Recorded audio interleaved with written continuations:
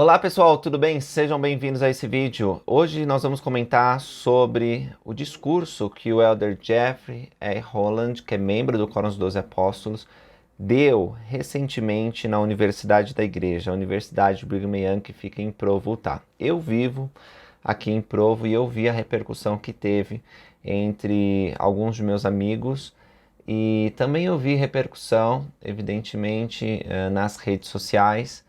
Alguns membros do Brasil, eles pegaram trechos desse discurso e, no mínimo, foram injustos, porque tiraram fora de contexto, colocaram o Elder Holland como um inimigo da comunidade LGBT, dos homossexuais, enfim.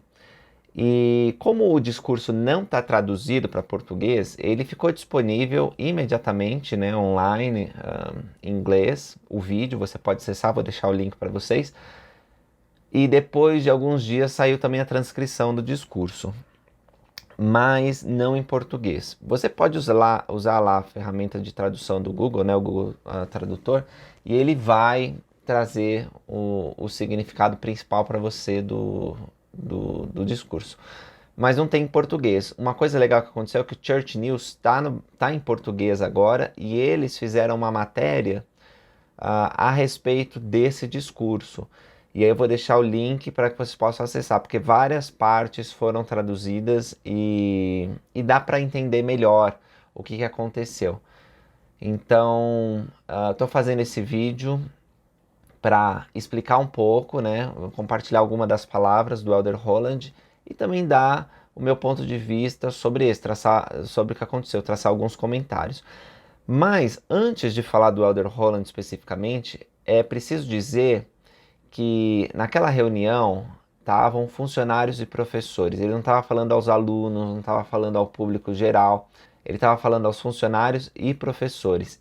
E antes do sermão dele, o presidente da universidade, né, a gente chama de reitor no Brasil, ele, que tem a posição mais alta, o irmão Kevin J. Wharton, ele comentou sobre uma visão profética que o presidente Spencer W. Kimball, que foi presidente da Igreja de Jesus Cristo nos últimos dias, lá para a década de 70, ele disse a respeito da universidade, de como a Universidade Brigham Young ela poderia se tornar um Everest educacional. De fato, meus amigos, a BYU de Provo, ela tem, assim, ela está nos melhores rankings, ela se mostra como uma das poderosas e grandiosas universidades dos Estados Unidos. Ela já é reconhecida no mundo como uma das grandes instituições de ensino. E aí ele falou de várias coisas que a universidade tem alcançado, né?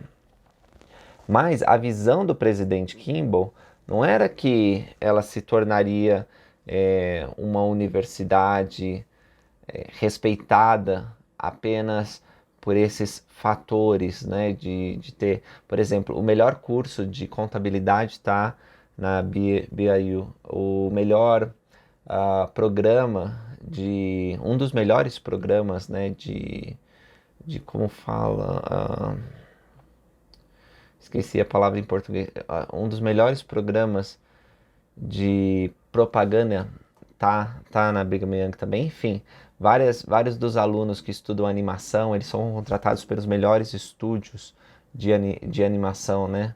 Aqui bom, enfim, é muito boa. Se você procurar na internet, você vai ver que a Brigham Young tem rankings e posições muito boas. Mas o presidente Kimball, ele na verdade falou que a universidade da igreja ela seria um Everest educacional, porque seria um lugar onde as coisas seriam feitas de uma maneira e em um nível diferente que qualquer outro lugar do mundo. Ele mencionou que a universidade deveria ser única. Como parte desse esforço, em 2020, né, no ano passado, logo depois que o presidente Nelson ele deu aquele discurso na Conferência Geral, e os líderes de uma organização que promovem o fim do preconceito racial, o NAACP, que já se encontraram com os líderes da igreja, tem muitos projetos em união, Eles conclamaram para que os líderes educacionais revisassem processos e atitudes organizacionais em relação ao racismo e erradicá-los de uma vez por todas. Então, a Universidade da Igreja tomou uma atitude, né? Fez uma pesquisa e ela criou, por causa disso, um escritório de inclusão. E o funcionário que vai liderar esse escritório, ele é vice-presidente, ele tem nível de vice-presidência, ele participa dos conselhos mais importantes. Então, esse foi um passo importante, criar essa estrutura para que eliminasse qualquer tipo de preconceito. Mas veja, esse escritório ainda não vai tratar somente do preconceito racial, né? Ele diz o seguinte: também nos ajudará a combater o preconceito de qualquer tipo, incluído aquele baseado em raça, etnia, nacionalidade, tribo, gênero, idade, deficiência, status socioeconômico, crença religiosa e orientação sexual. Então vai ser um escritório, um lugar onde os esforços serão feitos para eliminar todo esse tipo de coisa do campus. Pois bem, depois do discurso do presidente da universidade, o Elder Holland, ele se ergueu para falar, né, como o último orador daquela reunião. E eu ouvi o discurso dele em inglês e eu, assim, vi que ele ama muito a universidade. Ele contou quando ele tinha 7 anos de idade, ele avistou, tem um Y, né, na montanha, em Provo, que indicando que é a cidade onde está a Universidade da Igreja. E ele viu aquilo, ele ficou impressionado e perguntou para mim, o que é aquilo, né? E a mãe falou, é o símbolo da universidade. Ele falou, então deve ser a melhor universidade do mundo. E ele falou que estava ligado a vida dele à universidade, que aquela visão, na verdade, foi como se fosse uma revelação para ele de que a universidade teria importância na vida dele. E ele estudou e se tornou presidente da Brigham Young University. E ele disse que a BYU ajudou muito ele, ajudou muito outras pessoas também, e que, embora a Universidade da Igreja tenha rankings tão importantes, tenha certificações, tenha prêmios, realmente que é importante é o que acontece na vida de cada pessoa, né? E falando sobre isso, ele leu uma carta. Ele diz que não recebe muitas cartas desse tipo, mas essa carta não é a única nesse sentido. E ele leu o seguinte: vocês devem saber que algumas pessoas na comunidade estão se sentindo abandonadas e traídas pela BYU. Parece que alguns professores, pelo menos os que falam abertamente na mídia, estão apoiando ideias que muitos de nós consideramos contraditórias aos princípios do Evangelho, fazendo com que a instituição aparente ser como qualquer outra universidade que nossos filhos e filhas poderiam ter frequentado. Muitos pais disseram que não querem mais mandar seus filhos para essa instituição. Por favor, não pensem que sou contra as pessoas que pensam de maneira diferente a respeito das políticas e ideias, continua o autor. Aqui é o presidente, o Elder Holland, citando essa carta. Não é isso, mas espero que os professores da BYU façam a ligação entre fé e intelecto e formem estudantes que estão prontos para fazer o mesmo, de maneira amorosa, inteligente e articulada. Aí o Elder Holland disse, a maioria das coisas que acontecem nesse campus é maravilhosa, porém de vez em quando nós precisamos de um lembrete do desafio constante que enfrentamos aqui. Referindo-se ao discurso que proferiu na BYU há 41 anos, enquanto servia como presidente da instituição, o Elder Holland disse aos professores e funcionários que a universidade é uma extensão da igreja, sustentada pelos fundos sagrados do dízimo. Nossa integridade exige que nossa vida esteja absolutamente em harmonia com as características do Evangelho restaurado de Jesus Cristo. Então não é uma instituição comum. Os fundos do dízimo sustentam a universidade da igreja, né? E então não é igual a outra. Se você tem ideias que diferem da igreja, você é livre para expressar essas ideias, desde que você não esteja ligado a uma instituição patrocinada pela igreja, porque não faz sentido você pregar contra o Evangelho de Jesus Cristo, sendo que a Universidade da Igreja ela é financiada pela igreja que detém o evangelho, né? Então a gente tem que pensar sobre isso. Então aí tá a parte agora que muita gente criticou o Elder Holland, né? Porque ele citou o presidente Daniel H. Oaks na época que ele era membro do Quórum dos 12 Apóstolos. Isso foi em 2017. O Elder Oaks, também falando na universidade, ele comparou os acadêmicos da BYU aos construtores do templo de Nauvoo, Illinois, que trabalhavam com uma espátula na mão e um mosquete na outra. O mosquete é um tipo de arma antigo, um dos primeiros tipos de arma criado. E naquela época tinha muita perseguição em Nauvoo, então eles estavam construindo o templo e tinham que ficar atento para se defender dos inimigos da igreja que não queriam que eles terminassem a obra. A mesma coisa acontece, um papel duplo de construtor e defensor. E isso é contínuo. Então, o corpo discente, docente da universidade da igreja enfrenta desafios peculiares. Eles precisam, ao mesmo tempo, construir a fé, o intelecto, como o Senhor nos ordena, né, nos melhores livros, buscar as palavras de sabedoria, procurar conhecimento pelo estudo e pela fé, e ao mesmo tempo defender os valores religiosos que nós temos. Então, às vezes fica um pouco difícil encontrar esse balanço, mas o Elder Holland apelou para que nós façamos esse esforço. E algumas pessoas se incomodaram porque ele usou esse símbolo, né, de arma de fogo. E o Elder Holland repetiu o que o Elder Oaks disse. Gostaria de ouvir um pouco mais de tiros de mosquete neste templo de aprendizado. Com certeza aqui ele está falando simbólico, porque a Brigham Young não é um templo, está falando templo de aprendizado porque ele é uma extensão da igreja. Deve ser um local sagrado. As aulas, elas começam com uma oração. Os alunos, a maioria é membro da igreja, os que não são, tudo bem, mas tem que viver um padrão do evangelho. Você tem uma entrevista com seu bispo, presidente de estaca, que você vai viver certos padrões elevados. Outras universidades, não existe esse código de conduta, né? A universidade da igreja exige. Então, é por isso que ele falou isso, porque às vezes a gente é muito frágil em defender os padrões, então ele apelou para que fôssemos mais combativos nesse sentido. E aí o presidente Oaks, ele disse que esse comentário pode ser aplicado a uma série de assuntos em vários departamentos, mas ele mencionou especificamente a doutrina da família e a defesa do casamento como a união de um homem e uma mulher.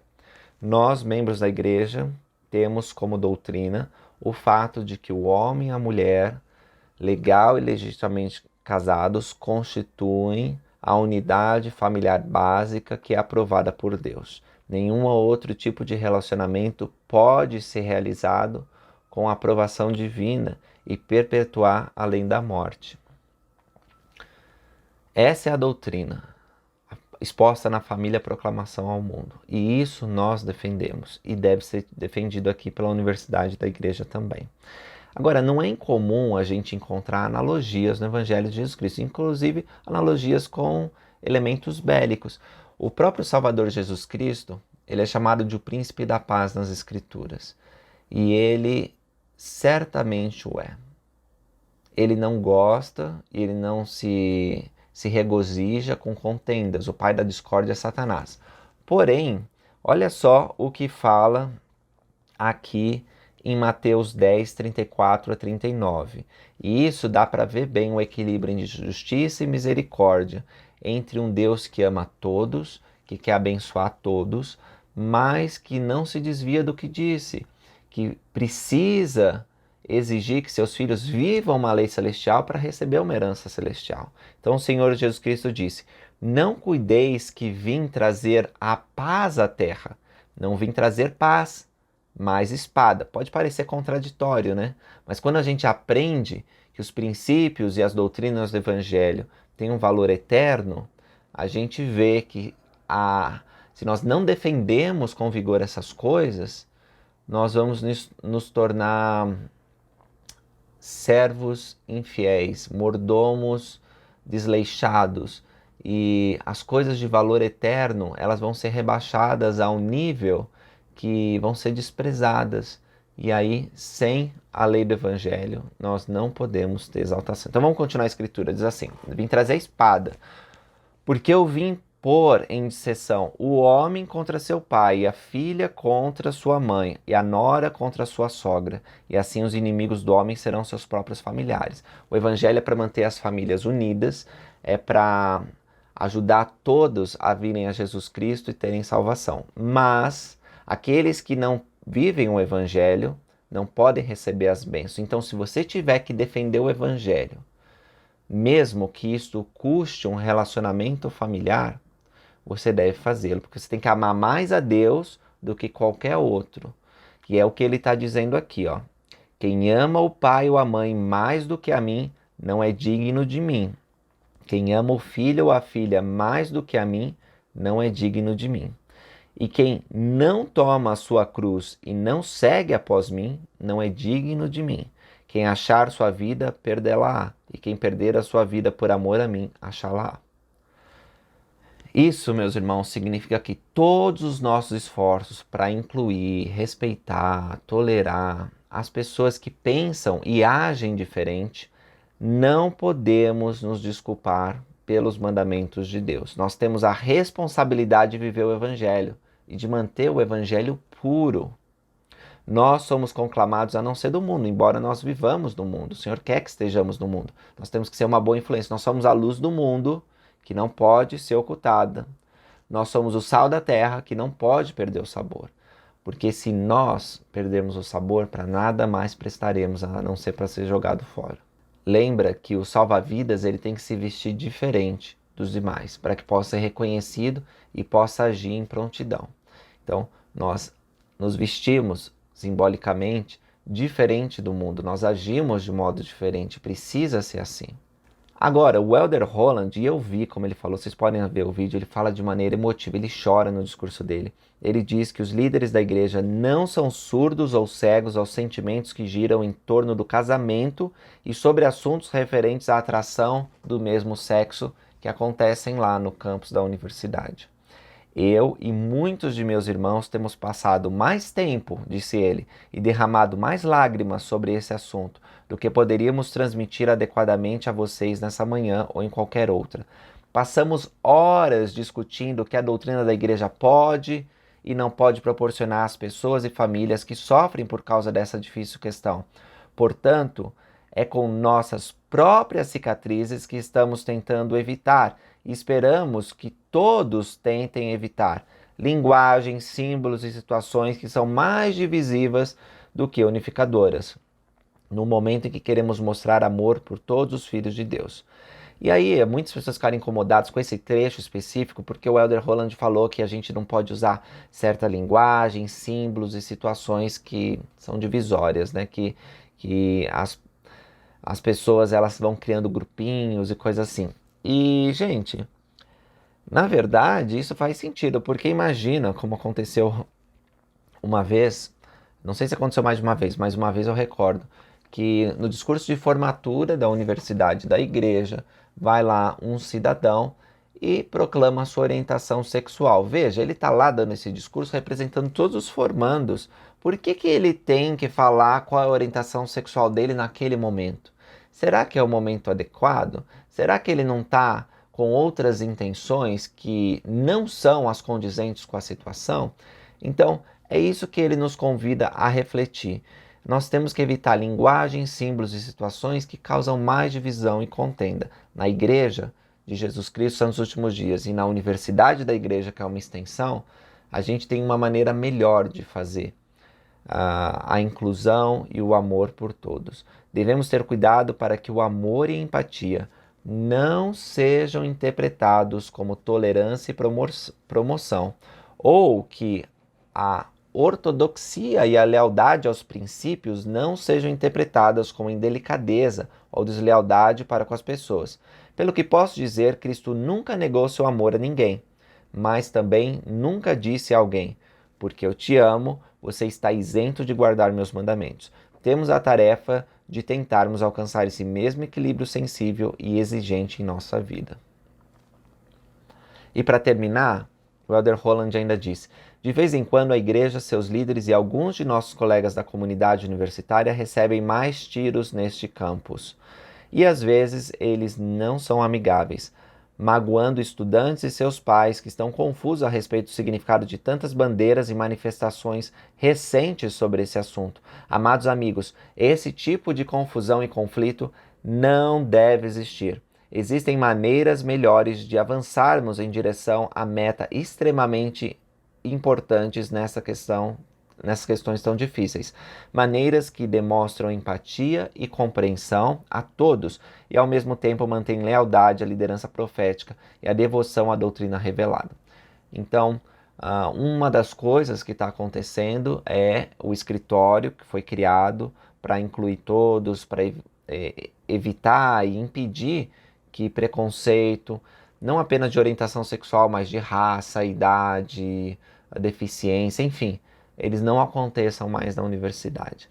Então, assim, o discurso dele foi polêmico apenas porque as pessoas, no meu modo de ver, não entendem completamente os padrões do Evangelho de Jesus Cristo, que a universidade é uma extensão da igreja e que é exigido que os professores, alunos e funcionários vivam esses padrões elevados.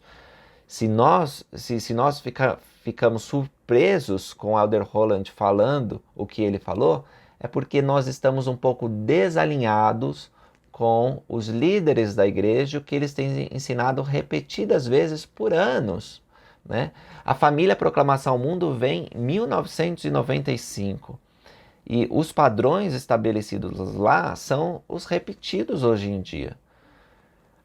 O casamento é entre homem e mulher. Aqueles que têm sentimentos, atração por outros de mesmo sexo ou que têm uma orientação sexual diversa, eles são bem-vindos, são incluídos. Recentemente nós fizemos um vídeo aqui falando um pouco sobre aqueles que não são binários, né, ou são transgêneros. E você pode assistir, tá aqui, vocês vão ver lá como que a igreja aceita todas as pessoas, mas os padrões do evangelho não mudam. Essas pessoas que são filhos de Deus, amados e cujo plano de salvação se aplica a elas, precisam também viver os princípios e receber as ordenanças do evangelho. Então, ao ouvirem comentários sobre o discurso do Elder Holland, agora vocês já sabem o que ele ensinou. Podem procurar os links, estão aí na referência, as fontes que eu vou deixar para você. Ele não foi contra ninguém especificamente. Ele, na verdade, demonstrou muito amor ao expressar essas coisas. Mas lembra, os mandamentos de Deus não podem ser mudados. Eu espero que nós possamos usar, né, o nosso mosquete, a nossa arma, a nossa espada, como fala as Escrituras, a espada do Espírito, para defender o Evangelho de Jesus Cristo. É cada vez mais necessário que nós não tenhamos vergonha do Evangelho, porque é o poder de Deus para a salvação. E nós, como a Universidade da Igreja, também precisamos ser distintos.